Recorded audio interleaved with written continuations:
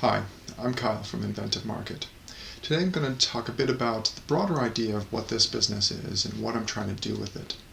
So I have this vision of trying to create a marketplace where innovators and entrepreneurs can come to collaborate on new ideas, bring those ideas to market, and possibly also connect with additional partners that they might need along that process. So think about someone that comes up with a new idea. So let's say they don't necessarily want to build that business themselves. They want to try to actually bring the product to market, but not deal with all that hassle of running a business. So ideally, what they're trying to do is connect with a company that's already in that business, already has that market access. So the guy that's come up with the new idea, this innovator, he's already started connecting with a couple of different partners. So maybe he's connected with a chemical or industrial engineer. Maybe he's connected with someone that can design the packaging for them. And maybe they've also done some branding work, something along those lines. They've done maybe a bit of market research. They've tested it out, demonstrated it with a handful of people that have given them some feedback. So now they're ready to connect with that entrepreneur. Now, similarly, that entrepreneur might have a lot of capabilities, but there might be a few things lacking. Maybe they need, some specialization in procurement or sourcing of the materials they might need for it. Maybe they need to raise additional capital in order to invest in, the production facility to bring that product to market. Ideally, that's where Inventive Market is going to come in, is being able to help you connect with all those different partners that you might need along that process. So when I'm out promoting this idea, people often ask me, how'd you come up with this? So it's kind of a long story. So it dates way back to about 2008 when I was back in college. I was getting near the end of my degree, and I was trying to think about what do I want to do with my life. And I thought about it for a moment. I know what I'll do. I'll come up with some great product and make a ton of money. So I thought about it for a couple of minutes, and naturally nothing came to mind. Now, what was interesting is, a couple of years prior, I had looked at the website GoDaddy. This is where you were able to buy domain names and auction them.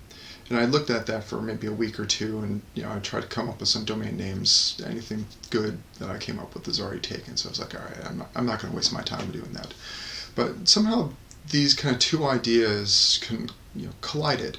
So I was like, okay, create a website where you can auction off patents, inventions, something along those lines. So I'm like, okay, that seems like a cool idea. I searched around a little bit. There seemed to be a few websites that are already doing something similar at the time. So I'm like, all right, I don't want to just repeat what someone else is doing. So I kind of put it on the back burner for a while. But it would always kind of been that, something felt like it was there, something that could work. So I would always pick it up every once in a while. Every couple of years or so, I would sit down for maybe a week or two and kind of spin the idea around, do a little bit of research here and there. Occasionally I would, follow different people, come across different information, learn from people that have been involved in producing new products, and this whole idea of open innovation, third-party product development. Eventually I came across Stephen Key at InventRight, so he has a moderately popular channel that you can find. He gives a ton of great advice for third-party product developers or open innovation. So I learned a lot from him, learned kind of the nuts and bolts of how the industry works in terms of this, going out and pitching new ideas to companies. So then in about, must have been early 2020 when COVID happened, I was stuck in my house, couldn't really do much. At the time, full-time job was keeping me occupied for the first few months of it. Then when the deal flow, slowed down, I'm like, okay, I got a ton of time on my hands. Let me start doing something with it. I'm like, well, let me start actually trying to build this website that I've wanted to do for many years. It'd always been this, I'll get to it one day kind of a thing. And I decided, look, there's, things have developed a lot. I don't, need to have a huge background in IT development, computer programming, anything like that, just to get a website up and running. They've got a lot of tools now available for that. So it's like, okay, I went on, a service, got basic WordPress website, got some plugins that can help you build it a lot easier. So I started doing that for about a year or so, trying to figure out okay, how do you do this? How do you put this stuff together? First, I started working on like how to create a post of some kind, so you can put some images, some text associated with that, some fields.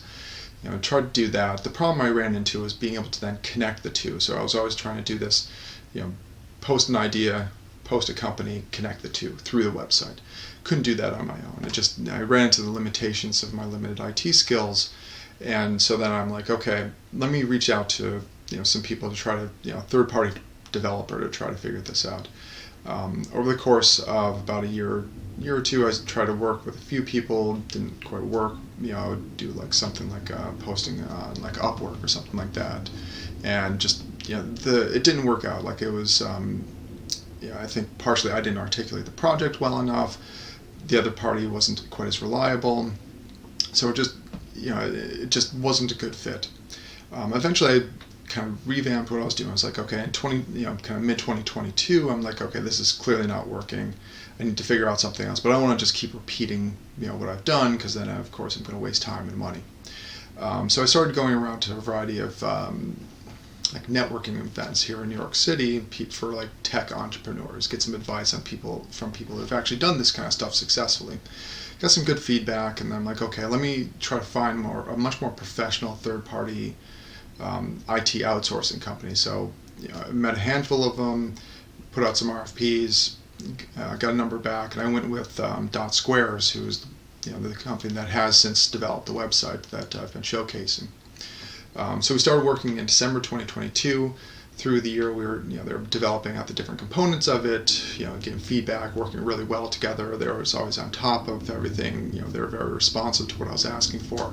So it was like, okay, this is definitely the way it's supposed to be, not kind of the prior experience I had. So through 2023, I started like in parallel. I'm like, okay, I need to start working on some of the branding and marketing and that component of it. So it went through a few iterations. I ended up connecting with Clint Barnes, who helped do kind of a rebranding of the website. You can see kind of the impact that he's had in terms of the imagery and the style that we have with it. At the same time, I encountered a company called Inventures, who were, I kind of describe them as more of like a kind of like a incubator-ish kind of company. They provide a variety of services for you for a mix of cash and equity.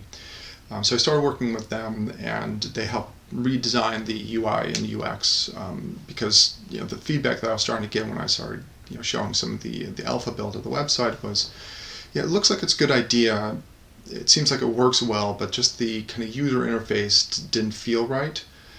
So they helped to really modernize it, make it a much more sleek look. Also helped working with Clint to kind of finalize the branding of the website. So over the course of 2024, we revamped the website, and then got ready to launch with the launch that I announced a few weeks ago. So that's kind of the origin story of what how Inventive Market came along, and kind of how it went from this the seed of an idea that I had back in college to being ready to actually launch the website a few weeks ago. So why is all of this important? Like, why do I want to do this? Like, this is a big undertaking. I have a full-time job. How am I going to juggle all these kind of things? And why would I want to put myself through that kind of stress? Well, what I understood through this and learning from a lot of the different people that I've interacted with, it's a lot of people have this very similar situation that I was in back in college. You have this great idea, but you really don't know what to do with it. And I want to try to help people in that situation. So, I've been trying to work on this whole idea for that purpose, is be able to make that connection process easier, particularly because think about the way open innovation works these days. It's going to be maybe you're going to a bunch of trade shows trying to get in front of someone from a company to pitch your idea to them. Maybe you're doing a lot of cold outreach, so emails, cold calls, all that kind of stuff, and it can be a really challenging experience. So you're going to get tons of rejection. It's going to be time consuming to get all of those no's until you can finally get to that one person that'll eventually say yes to you. There's also not a lot of constructive feedback. If you submit an idea, let's say a company has like a third-party portal, you might submit it through there, and you never really hear anything back. So it just kind of goes into a black hole. Maybe the response you might get is, this just doesn't work for us, which is okay. I mean, a lot of companies, if you're submitting ideas to them, we all have tons of stuff going on. We're all very busy, so kind of taking that time to spend half an hour with you can be kind of a challenge. Challenge on their time pressures, and it's a lot easier to just like, sorry, move on. You're a complete stranger. But I'm trying to change that. That's kind of the core idea of what I'm trying to do with Inventive Market, is trying to make that a lot easier of a process for everyone involved, and also then try to encourage that positive feedback that you can give, that constructive feedback. And like, look, maybe your idea is like 80% of the way there, but there's a couple of parts that just don't work for us. Let's say the material costs are just too high. If you can kind of redesign it a little bit to reduce the input costs, maybe that can make it work for us. So that's what I'm trying to ultimately accomplish with this, is to be able to then get this kind of speed of interaction together. So I took a lot of that feedback that I was getting, and I combined it with, okay, I want to create a marketplace for it, but I also want to look at what works. So what works is social media networking. We can see that with the Facebooks, LinkedIn's, and something like that. Is they're a lot more interaction that people are able to get, a lot more feedback. But that process that we're kind of used to, of looking at a very standardized post, something that gets you the information you really need really quickly to be able to kind of look through it, decide, hey, is this something that works for me? If not, you can quickly move on to the next thing. And there's not quite as much of a that kind of long process of submission. So like, again, going to different trade shows, going to doing the cold outreach kind of stuff, like you're kind of really condensing the time of that down so that you can save the time and energy and money, so that way you can use it more productively. So that's ultimately what we're trying to do with this website, is to make that process easier, and that will hopefully then encourage more innovation. So it'll create a lot more opportunities as well, because of that networking effect. Once we eventually get to scale, is that things can go off in all sorts of different directions. People can come up with new ideas and submit them from directions you never had any idea that it was something that was viable. You can think of a lot of different branding examples of brand partnerships that companies have created that you wouldn't think would be the first top of the mind. Like the one that always sticks in my mind when I was growing up is when McDonald's and Monopoly started collaborating, and you get fries or a milkshake or something like that, and you'd strip off that that little piece of the Monopoly piece, and you'd collect them, all that kind of stuff. So, but what does McDonald's and Monopoly have together? No, but hey, it worked quite well for them. So it's an area that I think is a lot of different companies, a lot of different brands could really benefit from, that don't really see it right now because of that kind of A, lack of knowledge, B, just the lack of a centralized location. And that's really the thing that I think is lacking, is a central location for people to meet, for innovators and entrepreneurs to meet, collaborate, and then bring new ideas together. And that's what we're trying to solve for. So I hope that's helpful. So give a little bit more context of what we're doing, kind of broader vision of what we're trying to do with Inventive Market. So with that, thank you very much for watching the video. If you like it, please share, like, share, and subscribe. And I hope to see you in Inventive Market, where you'll find your perfect fit. Thank you.